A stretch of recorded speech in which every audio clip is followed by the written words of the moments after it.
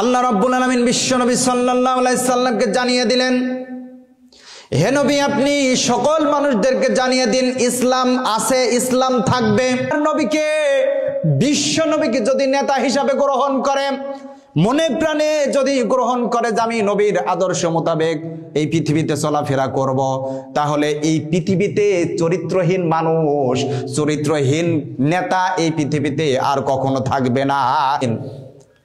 পৃথিবীতে যত মানুষ আমল করবে, পৃথিবীতে যত মানুষ আগমন ঘটিয়েছেন এবং যত মানুষ পৃথিবীতে আগমন ঘটাবেন এবং বর্তমানে যারা আছেন, প্রত্যেকটা মানুষ যে আমল করবে আল্লাহ পাক রব্বুল আলামিন সেই আমলগুলোকে গচ্ছিত সঞ্চয় রাখেন। গচ্ছিত সঞ্চয় রেখে আল্লাহ পাক রব্বুল আলামিন কিয়ামতের ময়দানে এই আমলগুলাকে প্রকাশ করবেন। আমার কথা বুঝে আসে? আল্লাহ পাক রব্বুল আলামিন মানুষকে পৃথিবীতে বসবাস করার জন্য সুযোগ দান করলেন এবং সেই মানুষগুলার কাছ থেকে, হোক পুরুষ হোক নারী এবং আকেল বুদ্ধিসম্পন্ন ব্যক্তি, এই পৃথিবীতে যারা থাকবে আল্লাহ পাক রব্বুল আলামিন প্রত্যেকজনের আমল কিয়ামতের ময়দানে দেখিয়ে দিবেন। এই আয়াতে কারিমায় প্রথমে আল্লাহ পাক রব্বুল আলামিন নামাজ কায়েমের কথা বলছেন, যাকাত প্রদানের কথা বলছেন। সম্মানিত হাজিরিন, আমরা জানি ইসলাম 5টি স্তম্ভের উপর দাঁড়িয়ে আছে। কয়টি স্তম্ভের উপর দাঁড়িয়ে আছেন? 5টি। এই 5টি স্তম্ভ কি আমরা কে বলতে পারবো? 5টি স্তম্ভটা কি? মানে 5টি স্তম্ভের উপরে দাঁড়িয়ে আছেন। প্রথমে নামাজ, প্রথমে কালিমা, প্রথমে কালিমা, তারপর নামাজ, যাকাত, রোজা, হজ। শুকরিয়া। 5টি স্তম্ভের উপরে ইসলাম দাঁড়িয়ে আছেন। আমাদেরকে, আমি যে খুতবা প্রদান করি, এই খুতবা থেকে আমাদেরকে শিক্ষা নিতে হবে। আমরা এখান থেকে যদি শিক্ষা না আনি তাহলে আমরা বড় অসহায়ের মতো আল্লাহর দরবারে দাঁড়াবো। কারণ খুতবা প্রদান করার যে উদ্দেশ্য, এটা যদি আমরা পালন না করি, আমরা যদি এখান থেকে জ্ঞান না নিতে পারি, তাহলে আমরা আল্লাহর দরবারে ধরা খেয়ে যাব। কারণ আমরা মুসলমান, আমাদের পরিচয় কি? মুসলমান। এখন আল্লাহর দরবারে আমি যদি জান্নাত কামনা করি, শুধু শুধু জান্নাত কামনা করছি, ইসলামের জ্ঞান নাই, ইসলাম সম্পর্কে আমি বুঝি না, নামাজ কি জিনিস বুঝি না, যাকাত কি জিনিস বুঝি না, ইসলাম কিসের জন্য এসেছেন, ইসলাম কি কারণে এসেছেন, ইসলাম তো আমরা জানি মানবতার ধর্ম, কিন্তু ইসলাম সম্পর্কে আমাদের কোনো জ্ঞানই নাই। আমরা আল্লাহর দরবারে মৃত্যুর পরে আমরা কামনা করছি আমরা জান্নাত পাবো। আসলে এটা বোকামো ছাড়া আর কিছুই নাই। এই জন্য ইসলাম 5টি ভিত্তির উপরে প্রতিষ্ঠিত। এই সম্পর্কে আল্লাহ পাক রব্বুল আলামিন কোরআনুল কারীম বিশ্বনবী সাল্লাল্লাহু আলাইহি ওয়াসাল্লামের মাধ্যমে হাদিস শরীফের ভিতরে জানিয়ে দিয়েছেন। একবার জোরে বলুন আল্লাহু আকবার। এই 5টি বিষয় আল্লাহ তাআলা কেন এত গুরুত্ব দিলেন, এটা আমাদের জানার দরকার আছে না নাই? আছে। এই 5টি বিষয়ের উপরে আমি কথা বলবো খুব অল্প পরিসরে, যেহেতু সময় খুব সংক্ষেপ। আল্লাহ পাক রব্বুল আলামিন বলতেছেন, হে নবী আপনি সকল মানুষদেরকে জানিয়ে দিন, প্রত্যেকটা মানুষকে জানিয়ে দিন, পৃথিবীতে যত মানুষ আসবে, সাহাবায়ে কেরাম, তাবেইন, শুহাদাইন, সালফে সালেহিন, আলেম, গাউস, কুতুব, যত মানুষ পৃথিবীতে আসবে, এই বাণীটা কিয়ামত পর্যন্ত থাকবে। কথা বলেন ঠিক কিনা? আল্লাহ রাব্বুল আলামিন বিশ্বনবী সাল্লাল্লাহু আলাইহি সাল্লামকে জানিয়ে দিলেন, হে নবী আপনি সকল মানুষদেরকে জানিয়ে দিন ইসলাম আছে, ইসলাম থাকবে, কিয়ামত পর্যন্ত থাকবে। আর আপনি মানুষদেরকে সোজাসুজি ভাবে জানাইয়া দিন যে ইসলাম 5টি ভিত্তির উপরে প্রতিষ্ঠিত। প্রথম হলো একমাত্র আল্লাহ রাব্বুল আলামিনকে ইলাহ হিসাবে আর অভিভাবক হিসাবে গ্রহণ করতে হবে। জোরে বলুন সুবহানাল্লাহ। এরপরে আমার বিশ্বনবী সাল্লাল্লাহু আলাইহি সাল্লামকে আল্লাহ তাআলার বান্দা এবং রাসূল, নেতা হিসাবে আমাদের জীবনে গ্রহণ করতে হবে। সুবহানাল্লাহ বলেন। দ্বিতীয় নম্বর হলো নামাজ কায়েম করো, তৃতীয় নম্বর হলো যাকাত প্রদান করো, চতুর্থ নম্বর হলো তোমরা হজ করো, আর পঞ্চম নম্বর হলো তোমরা রোজা কায়েম করো, রোজা রাখো। এটা আমাদের রাখতে হবে, কারণ এর গুরুত্ব এত বেশি। আর এটা আল্লাহ পাক রব্বুল আলামিন এটা ফোকাস করে দিলেন, মানুষের জন্য অবিস্মরণীয় হয়ে থাকবে এবং এর উপরে প্রতিষ্ঠিত থাকবে। কারণ এই 5টি ভিত্তির উপরে যেহেতু ইসলাম প্রতিষ্ঠিত, তাই ইসলাম শান্তির ধর্ম। কথা বলেন ঠিক কিনা? আর যদি এই 5টি বিষয় যদি সমাজের ভিতরে, রাষ্ট্রের ভিতরে যদি কায়েম হয়ে যায়, আল্লাহ পাক রব্বুল আলামিন গ্যারান্টি দিয়েছেন, ইসলাম যেমন মানবতার ধর্ম, ইসলাম যেমন শান্তির ধর্ম, তেমনি প্রত্যেকটা সেকশনে যদি কায়েম হয়ে যায়, এই ইসলাম যদি কায়েম হয়ে যায় এই 5টি ভিত্তির মতো, তাহলে প্রত্যেকটা জায়গায় আল্লাহ পাক রব্বুল আলামিন শান্তি অবধারিত করে দিবেন। সুবহানাল্লাহ। কথা ঠিক কিনা? কেন বললেন কথাটা? কেন বললেন? আমরা জানি যে আল্লাহ তাআলাকে ইলাহ হিসাবে গ্রহণ করতে হবে।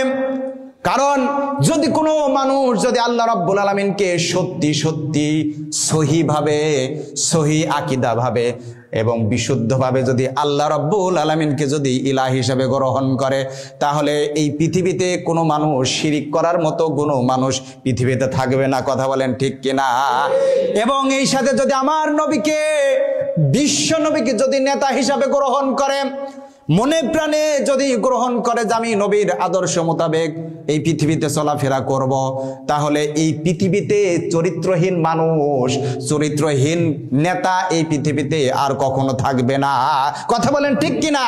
কারণ আমরা এই সব মানুষদেরকে, চরিত্রহীন মানুষদেরকে, গাঁজাখোর মানুষদেরকে, মদখোর মানুষদেরকে, জেনাকারী মানুষদেরকে, সুদখারী, ঘুষখোর মানুষদেরকে আমরা নেতা হিসাবে নির্বাচন করে নিয়েছি। কথা বলেন ঠিক কিনা? যদি আমরা সত্যি সত্যি আমার নবীকে আদর্শবান নবী হিসাবে আমরা স্বীকৃতি দিয়ে আমাদের জীবনে যদি গেঁথে নিতাম এবং এর উপরে যদি প্রতিষ্ঠিত থাকতাম, তাহলে আমাদের এই পৃথিবী, আমাদের এই সমাজের ভিতরে চরিত্রহীন মানুষ নেতা হিসাবে আমাদেরকে গ্রহণ করতে হতো না। কারণ আল্লাহ রাব্বুল আলামিন বলতেছেন, ইন্নাশ শিরকা লা যুলমুন আযীম, শিরিক বড় জুলুম, এই শিরিক করা যাবে না, এই শিরিক থেকে আমাদেরকে ফিরে আসতে হবে। আর নবীকে যদি নেতা হিসাবে গ্রহণ করো, লাকাদ কানা লাকুম ফি রাসূলিল্লাহি উসওয়াতুন হাসানা, এটা স্বীকৃতি দিয়ে যদি আমার নবীকে নেতা হিসাবে নির্বাচন করে নিয়ে যদি নেতা হিসাবে সত্যিকারের নেতা হিসাবে গ্রহণ করলে শান্তি অবধারিত হয়ে যেত।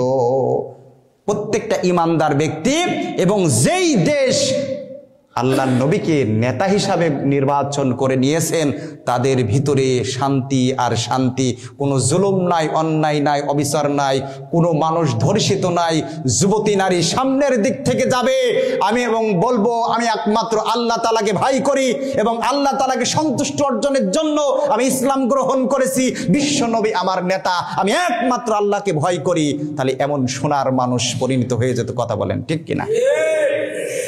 এবার 2 নম্বরে আসি, আল্লাহ তাআলা কেন নামাজকে কায়েম করতে বললেন?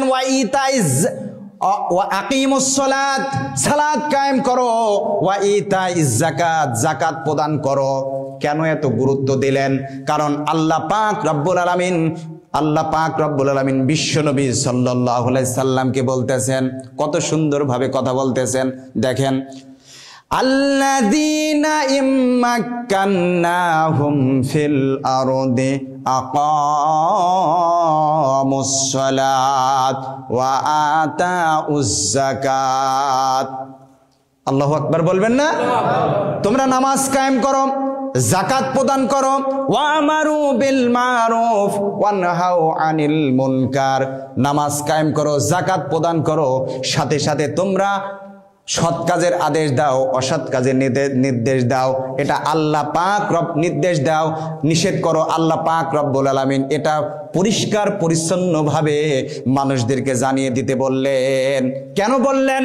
যদি নামাজ কায়েম হয়, যদি যাকাত প্রদান করো, তাহলে এই পৃথিবীতে অশ্লীল কাজ আর হবে না।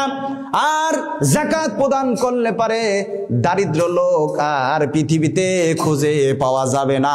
সুবহানাল্লাহ বলেন। দারিদ্র এটা মানুষকে কাফের বানাই দিতে পারে। কথা বলেন ঠিক কিনা?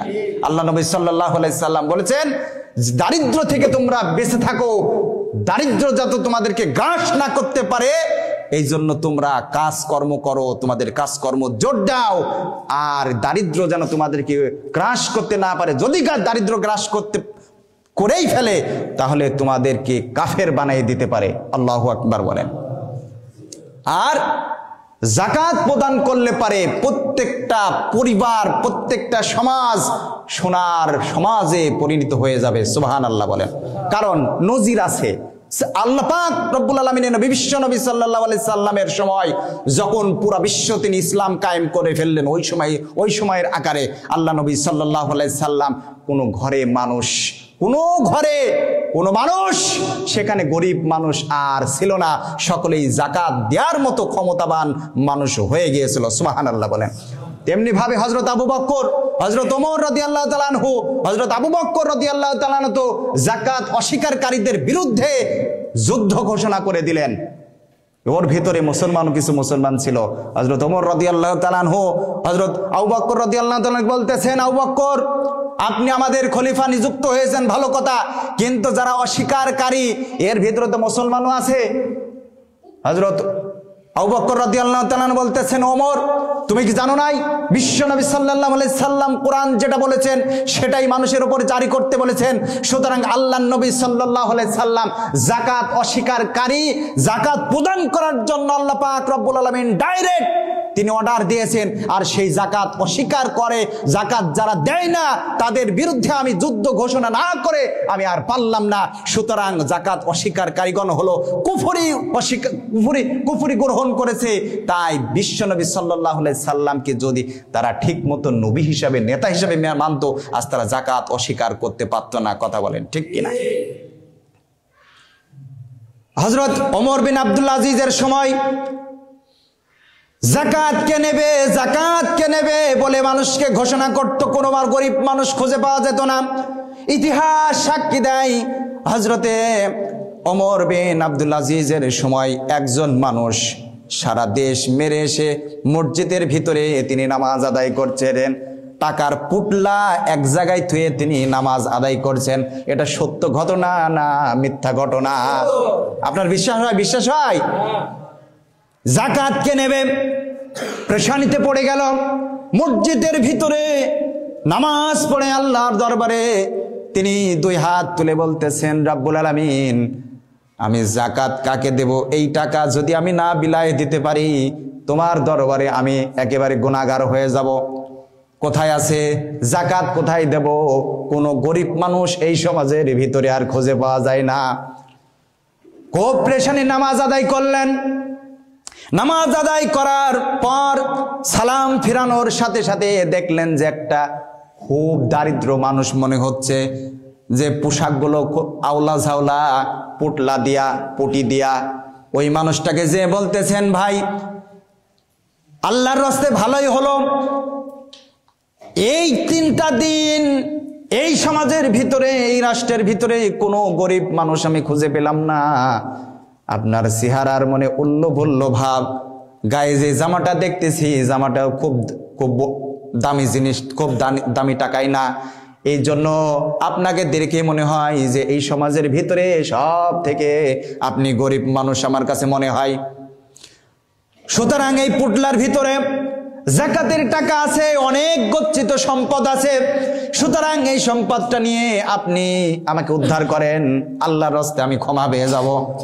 মানুষটা মনে মনে খুব রাগান্বিত হলেন।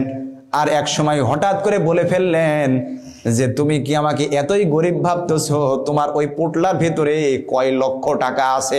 জোরে বলেন সুবহানাল্লাহ। সুতরাং এই যে আমার মাথার নিচে যে বস্তাটা দেখছো, তোমার থেকে দ্বিগুণ টাকা সম্পদের ভিতরে লুকায়িত অবস্থায় আছে। তুমি 3টা দিন ধরে গরিব মানুষ খুঁজে পাচ্ছ না, আর আমি 1 সপ্তাহ ধরে এই রাষ্ট্রের ভিতরে কোথাও গরিব মানুষ খুঁজে পাইনি। জোরে বলেন সুবহানাল্লাহ। এবার ইসলামী স্টেট কায়েম হলে পারে এই গরিব মানুষ খুঁজে পাওয়া যাবে না। আপনাদের কি বিশ্বাস আছে? গরিব মানুষ খুঁজে পাওয়া যাবে না, এটা আল্লাহর কসম। আল্লাহ পাক রব্বুল আলামিন এটা থিওরিক্যাল এবং সবথেকে গ্রহণযোগ্য কথা আল্লাহ পাক রব্বুল আলামিন বলেছেন, সুতরাং আমার আল্লাহর কথা কখনো মিথ্যা হতে পারে না। নামাজ কায়েম করো, যাকাত দাও।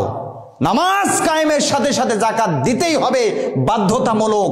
সুতরাং নামাজ যেমন অশ্লীল কাজ থেকে মানুষকে ফিরাই রাখে, ঠিক তেমনি ভাবে যাকাত, নামাজ কায়েমের সাথে সাথে যাকাত দিলে পারো, গরিব মানুষ খুঁজে পাওয়া যাবে না। মানুষ যদি আজকে যাকাতের ব্যবস্থাটা চালু থাকতো, সমাজে চুরি, অন্যায়, অবিচার, জুলুম, নির্যাতন, একজন মানুষ রাত বেরাতে মানুষ চলাচল করছে, মানুষের কোনো নিরাপত্তা নাই, পুলিশের সামনে মানুষ নিরাপদ নাই, মানুষ মারামারি করছে, কাটাকাটি করছে, ওখানে কোনো নিরাপদ নাই। ওই জায়গাটায় পুলিশ দাঁড়িয়ে দাঁড়িয়ে মজা দেখছে আর মানুষকে হত্যা করে চলে যাচ্ছে, মানুষের কাছ থেকে লুণ্ঠন করে নিয়ে চলে যাচ্ছে। এই সমাজের ভিতরে পুলিশের কোনো নিরাপত্তা নাই। কথা বলেন ঠিক কিনা? যেমন আল্লাহ পাক রব্বুল আলামিন কি বলতেছেন, ওয়াকিমুস সালাত ইন্নাস সালাতা তানহা আনিল ফাহশাই ওয়াল মুনকার। সুবহানাল্লাহ বলেন। আল্লাহ পাক রব্বুল আলামিন বলতেছেন নামাজ কায়েম করো, নামাজ কায়েম করো। এটা আল্লাহ পাক রব্বুল আলামিন ডাইরেক্ট বলতেছেন, ইন্নাস সালাতি তানহা আনিল ফাহশাই ওয়াল মুনকার। যদি তোমরা নামাজটা কায়েম করে ফেলে দিতে পারো, তাহলে আমি আল্লাহ রাব্বুল আলামিন গ্যারান্টি দিচ্ছি যে ওই মানুষটার দ্বারা কোনো অশ্লীল কাজ ওর পক্ষে আর কখনো সম্ভব হবে না। এটা আল্লাহ তাআলা নির্দেশ দিচ্ছেন। কারণ আল্লাহ বলছেন, প্রথমে বলছেন নামাজ কায়েম করো। কার কথা? আরো জোরে বলেন, কার কথা? নামাজ আমাদের ভিতরে কায়েম নাই, নামাজ সমাজে কায়েম নাই, নামাজ রাষ্ট্রের ভিতরে কায়েম নাই। তাই এত দুর্নীতি, এত অন্যায় বেড়েই চলেছে। কারণ আমরা যদিও নামাজ পড়ছি, এই নামাজ কবুল হচ্ছে না আল্লাহর কাছে। কথা বলেন ঠিক কিনা? আজকে যত দুনিয়া আধুনিকতার ছোঁয়া পাবে, ডিজিটাল পদ্ধতি যত বের হবে, যত নেট ডিজিটাল বের হবে, ততই আমাদের সমাজ অধঃপতনে যাচ্ছে। কথা বলেন। কারণ দেখেন, সোশ্যাল মিডিয়া এমন একটা রূপ ধারণ করেছে। সোশ্যাল মিডিয়া, আপনি আপনার সন্তানকে বিয়ে দিচ্ছেন, আর একজন ওই পরিবারের ওই পুত্রবধূ, নবপুত্রবধূ যখন আপনার ফ্যামিলিতে যখন আসবে, তখন দেখবেন যে একদিন দুই দিন পরে আপনার বৌমা, পুত্রবধূ টিকটক করছে। কথা বলেন ঠিক কিনা? আপনার সন্তানকেই ভার্সিটিতে লেখাপড়া করার জন্য সুযোগ দান করলেন, আপনার মেয়ে খুব ভালো মেয়ে পাঠালেন, পদ্মাশীল মেয়ে পাঠালেন, কিন্তু দেখা যাচ্ছে যে কয়েক মাসের ব্যবধানে আপনার ওই মেয়েটা হলে হোক মেসে হোক সেখানেই টিকটক বের করে পেজ খুলে সেই পেজে ছাড়তেছে। কথা বলেন ঠিক কিনা? সোশ্যাল মিডিয়া সম্পর্কে আপনারা জানেন, এই সোশ্যাল মিডিয়া এমন একটা আকার ধারণ করেছে, যেই জায়গাটায় দেখলে পারে দেখা যায় আমার সন্তান আসলে এই ভার্সিটিতে ভালো আছে কিনা, স্কুল কলেজ ইউনিভার্সিটিতে লেখাপড়া করতে গেছে আসলে ভালো আছে কিনা, একেবারে অবস্থা খারাপ। হঠাৎ করে দেখা যায় একজন মেয়ে কয়েক মাস পরে বাড়িতে এসেছে। কোথায় এসেছে? বাড়িতে। স্কুল ইউনিভার্সিটি, কলেজ ইউনিভার্সিটি ছুটি দিয়েছে, বাড়িতে এসেছে। ঘুম থেকে ওঠে সকাল 9টায়। কথা বলেন ঠিক কিনা? এই মেয়েটা সকাল টাইমে উঠেই সত্যি বাবার কাছে দুজন বসে চা খাচ্ছে। খেতে খেতেই বাবার হাতে চায়ের গ্লাস, মেয়ের হাতেও চায়ের গ্লাস। এখন রাত্রে যে মজমা বসায়, এখন এই চারজন যদি মজমা বসায়, চায়ের কাপের সাথে আরেকজনের কাপ এমনা মারে আর খায়। কথা বলেন। বাবার সাথেও দুইজন বসে চা খাচ্ছে, ওরা মনে নাই যে আমি বাড়িতে এসেছি। এই বাবার চায়ের গ্লাসের সাথে এমনা ধাক্কা মারছে, মেরে খাচ্ছে। বাবা হঠাৎ করে চিন্তা করছে, কি ব্যাপার, মেয়ে এরকম করে কেন, মেয়ে এমন করে কেন? কিন্তু বাবা তো জানে না মেয়ে লাল পানি খায়। কথা বলেন ঠিক কিনা? এই জন্য নামাজ প্রতিষ্ঠিত নাই, যাকাত প্রতিষ্ঠিত নাই, ইসলাম প্রতিষ্ঠিত যতদিন থাকবে না ততদিন এই সমাজ অধপতনে যাবে, নির্লজ্জ বিহায়া মানুষ ঘোরাফেরা করবে। এটাই স্বাভাবিক, অস্বাভাবিক কিছু নয়। এজন্য আমার আল্লাহর কথা সঠিক, ওয়াকিমুস সালাত, নামাজ কায়েম করো। আল্লাহ পাক রব্বুল আলামিন অর্ডার দিচ্ছেন। কেমন অর্ডার দিচ্ছেন? আপনার এখানে ঢাকাতে যেতে হবে। কোথায় যেতে হবে? ঢাকাতে। আপনি ইমার্জেন্সি কাজ না গেলেই না, আপনার বড় ধরনের ক্ষতি হয়ে যাবে। বাপ বলবে যে তোমাকে আজকে ঢাকায় যেতেই হবে। কথা বলেন ঠিক কিনা? যদি না যাও বড় ধরনের ক্ষতি হয়ে যাবে, ব্যবসায়ী ক্ষতি হবে, না হলে পার আমার লক্ষ লক্ষ টাকা ওখানে নষ্ট হয়ে যাবে। আমার আল্লাহ পাক রব্বুল আলামিন বলতেছেন যে নামাজ কায়েম করো। নিশ্চয় নামাজ অশ্লীল খারাপ কাজ থেকে বিরত রাখে। আর যাদের নামাজ হয় না, মনে করতে হবে ওদের নামাজ হচ্ছে না, কাঙ্ক্ষিত মানের নামাজ হচ্ছে না। কথা বলেন ঠিক কিনা? আজকে যদি আপনার কাঙ্ক্ষিত মানের নামাজ হতো, আপনি রাস্তায় দাঁড়িয়ে দাঁড়িয়ে সিগারেট খাতেন না, ধূমপান করতেন না। কথা বলেন ঠিক কিনা? আজকে প্রত্যেকটা স্কুল, কলেজ, ইউনিভার্সিটি, এমনকি অনেক মাদ্রাসাও হয়ে গেছে, সেখানে ছাত্ররা ধূমপান করছে। কথা বলেন ঠিক কিনা? আমার কানে এসেছে মাদ্রাসায় এখন ধূমপান হয়। এটা আমি প্রকাশ করতাম না, কিন্তু আমার একজন স্যার এসে আমাকে বলছে যে আওয়াল এই অবস্থা। কেমন অবস্থা শুনবেন? টয়লেটে গিয়েছে, সেখানে কিছুক্ষণ পরেও স্যারও গিয়েছে। যাওয়ার পরে বলতেছে যে তুমি এখানে কি করো? এখন ছাত্র তো টান দিয়েছে, দেওয়ার পরে মুখ আর খোলে না। স্যার যতই জিজ্ঞাসা করে কি ব্যাপার, তুমি কথা বলো না কেন, তখন আর কতক্ষণ মুখ আটকায় রাখবে। স্যার ইচ্ছা করে একেবারে মুখের উপরে এরকম ঠক করে টক মেরেছে, নখ দিয়ে ধুমে বের হয়ে গেছে। কত বড় খারাপ সময় যাচ্ছে আপনি জানেন? একটা স্যার যদি এর প্রতিবাদ করতে যায়, ওই স্যার হিসাব নিকাশ করে কথা বলবে, দুনিয়াটা এমন হয়েছে। কথা বলেন ঠিক কিনা? কারণ আমাদের টিচাররা আমাদেরকে যেভাবে শাসনে রেখেছে, আমাদেরকে পিটায়ে পিটায়ে মানুষের মতো মানুষ করেছে, তাই তারপরে আমরা এই স্থানীয় সম্মানিত স্থানে বসেছি। কথা বলেন ঠিক কিনা? যদি আমাদেরকে সঠিকভাবে শাসন না করত, আমাদেরকে খোঁজ না নিত, আমাদের গায়ে বাড়ি না মারত, আমরা এরা মানুষ হতাম না, আমরা একেবারে খারাপ মানুষে পরিণত হয়ে যেতাম। কোনো শিক্ষক চাই না যে আমার ছাত্র খারাপে পরিণত হোক, কোনো চাই না। কিন্তু আজকের কোনো স্যার একজন ছাত্রকে কথা বলবে, তাও হিসাব নিকাশ করে কথা বলতে হবে যে এই ছাত্রকে আমি এত জোরে কথা বললে আমি কি সঠিকভাবে ওই জায়গায় বাড়ি পর্যন্ত পৌঁছাতে পারবো কিনা। কথা বলেন ঠিক কিনা? আল্লাহ পাক রব্বুল আলামিন যেন আমাদের সঠিক বুঝদান করে। নামাজ যদি আমরা কায়েম করি, অবশ্যই আমাদের সোনার মানুষ পরিণত হয়ে যাবে। ছোট্ট একটা উদাহরণ দেব, নামাজ কেন হচ্ছে না আপনারা সব থেকে সুন্দরভাবে বুঝে নেবেন যে সাবান দিয়ে যদি কাপড় ধোন, যদি জামা কাপড় ধোয়ার পরে অবশ্যই ওই জামা কাপড় সুন্দর জামা কাপড় হবে। কথা বলেন ঠিক কিনা? কিন্তু যদি সাবান দিয়ে, হুইল দিয়ে যদি আপনি জনমের মতো কয়লা যদি পরিষ্কার করেন, আপনার ময়লা কখনো যাবে না। সুতরাং নামাজ হতে হবে কাঙ্ক্ষিত মানের নামাজ। যদি আপনার কাঙ্ক্ষিত মানের নামাজ হয়ে যায়, কোনো ছাতা মাতা, কোনো অন্যায় অবিচার, কোনো নিশাগ্রস্ত জিনিস আপনাকে অ্যাটাক করতে পারবে না। কথা বলেন ঠিক কিনা? সুতরাং আসুন আমরা সঠিকভাবে সহিভাবে নামাজ আদায় করি, আমরা নামাজ কায়েম করি, এবং নামাজ কায়েমের পক্ষে থেকে আমরা যেন সুন্দরভাবে মসজিদটাকে পরিচালনা করি, সমাজ পরিচালনা করি। আল্লাহ পাক রব্বুল আলামিন যেন আমাদেরকে সকলকে কবুল করেন। সকলে বলে আমিন। ওয়াখির দাওয়ানা আলহামদুলিল্লাহি রাব্বিল আলামিন। আসসালামু আলাইকুম ওয়া রাহমাতুল্লাহি ওয়া বারাকাতুহু।